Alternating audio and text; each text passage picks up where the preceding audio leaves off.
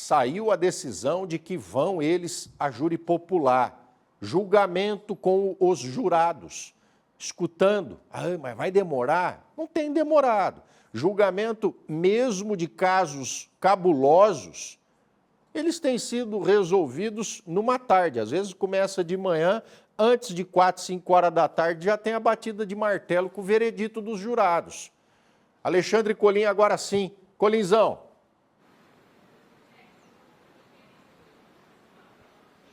O nome desse procedimento, Rodrigo, na realidade ele tem um nome técnico, é chamado de sentença de pronúncia. E o que é a sentença de pronúncia? É a novidade do caso. É aquilo que decidiu o juiz da 4ª Vara Criminal, Dr. Fábio Corrêa Bonini, para encaminhar os 2 réus para o Tribunal do Júri, ou o Júri Popular. E aí, Rodrigo, destino tanto de Roberto Franceschetti Filho como de Dilomar Batista, destino esse que será decidido por 7 jurados. Portanto, essa foi a decisão do juiz ou a decisão da justiça depois de, enfim, da fase de instrução processual em que foi assegurada, especialmente aos advogados de defesa, Rodrigo, o tal do amplo direito de defesa. Tiveram todas as condições do mundo de apresentar para a justiça as defesas, as alegações. Vamos primeiro, Rodrigo, para depois a gente chegar naquilo que foi a base que deu ao juiz essa convicção de encaminhar os 2 réus ao Tribunal do Júri, vamos primeiro ao que dizem as defesas. No caso da defesa de Dilomar Batista, que é feita pelo Dr. Tiago Tesani, que é o presidente da OAB local, mas que, enfim, é o advogado de defesa do Dilomar, no caso específico da defesa do Dilomar, não há possibilidade de recurso, muito pelo contrário.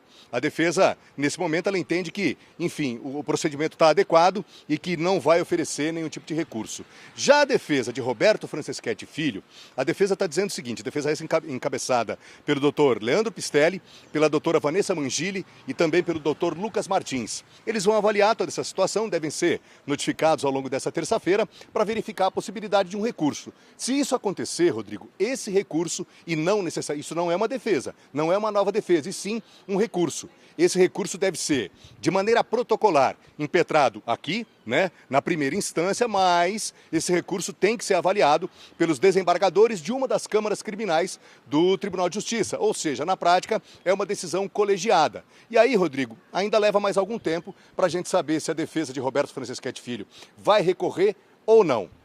E aí, Rodrigo, a gente tem as alegações do juiz. O que diz o juiz, especialmente levando em conta aquilo que pediram as defesas nessa fase de instrução processual.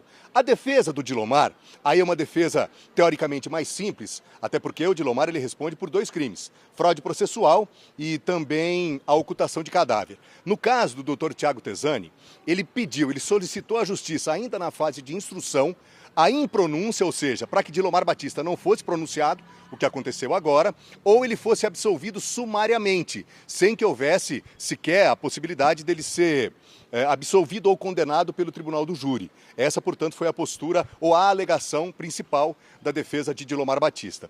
Já a defesa de Roberto Franceschetti Filho, Rodrigo, ela se ateve num ponto que deve ser amplamente debatido e discutido a partir de agora, especialmente naquilo que pode ser, inclusive, esse recurso, possibilidade, portanto, dele ser impetrado pela defesa, aí, insisto, no Tribunal de Justiça. A defesa do Roberto Franceschetti Filho, ela alega quebra na cadeia de custódia. E o que é a quebra na cadeia de custódia?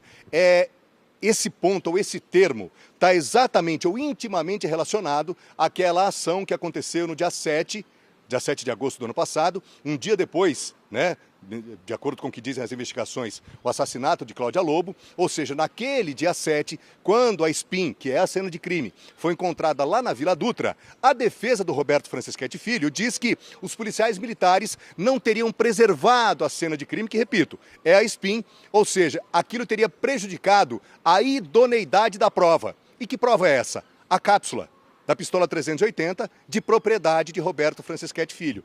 Porém, aí veio a alegação do juiz. O juiz disse que não, muito pelo contrário. Não há, ainda que a Polícia Militar tenha aberto o carro, etc., ainda que os policiais, aliás, há a alegação dos policiais militares que naquele primeiro momento eles abriram o carro na tentativa de verificar se havia ou não, como de fato acabou acontecendo, o encontro ou a localização de um cadáver dentro do carro. E aí, Rodrigo, segundo o que a Justiça demonstrou, não houve, portanto, o prejuízo, à idoneidade dessa prova. Portanto, essa prova, pelo menos até esse presente momento, essa prova ela continua valendo. Se bem que é importante destacar desde já.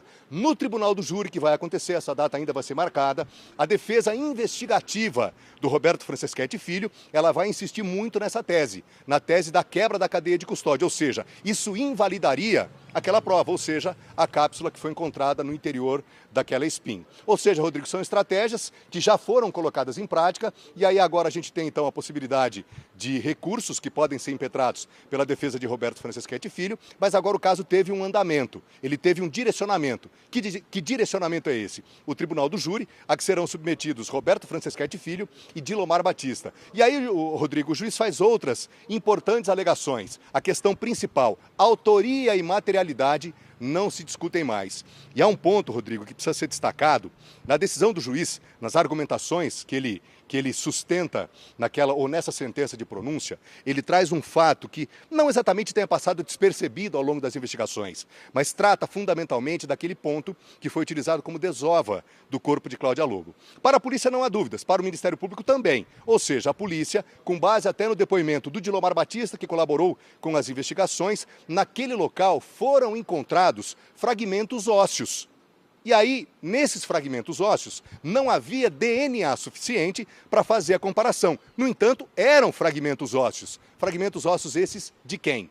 A gente tem, como eu disse, a polícia tem, o Ministério Público também tem, o depoimento de uma testemunha que acabou participando desse crime, cometeu o crime de fraude processual primeiro e ocultação de cadáver depois, que é o Dilomar Batista. Portanto, ossos humanos foram encontrados naquele local, ou seja, um material genético exótico, aquela situação, aquela circunstância daquele ponto que era utilizado apenas e tão somente para queima de papéis. Inclusive a PAI lá fez inúmeras queimas de papel. O Dilomar, ele confessa isso naquela longa entrevista que concedeu à Record Paulista. Portanto, Rodrigo, as novidades são essas, as sustentações, elas são diversas. O juiz, ele diz categoricamente que autoria e materialidade não se discute mais, e aí as defesas tiveram os seus respectivos posicionamentos. Defesa do Dilomar não deve fazer absolutamente nada, deve esperar o tribunal do júri. No caso específico da defesa do Roberto Franceschetti Filho, há a possibilidade de que esse recurso seja apresentado, até porque os advogados, e eles estão deles. Eles trabalham com a possibilidade de que a Cláudia esteja viva.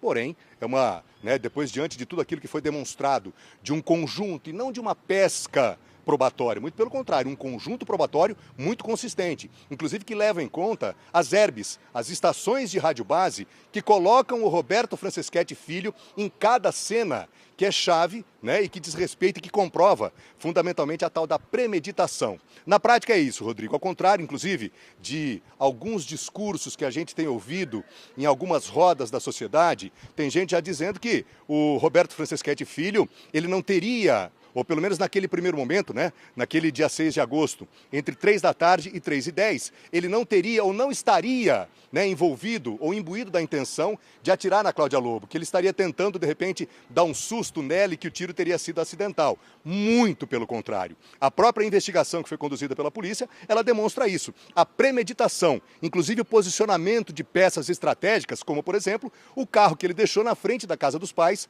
lá no Jardim Pagani.